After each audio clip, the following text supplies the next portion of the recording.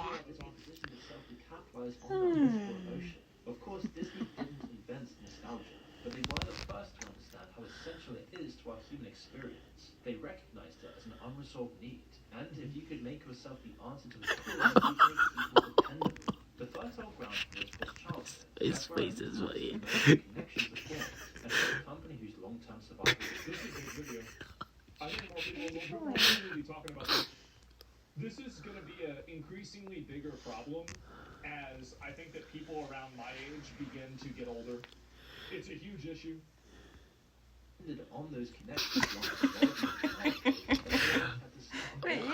Disney invested enormous resources into understanding how children form emotional bonds.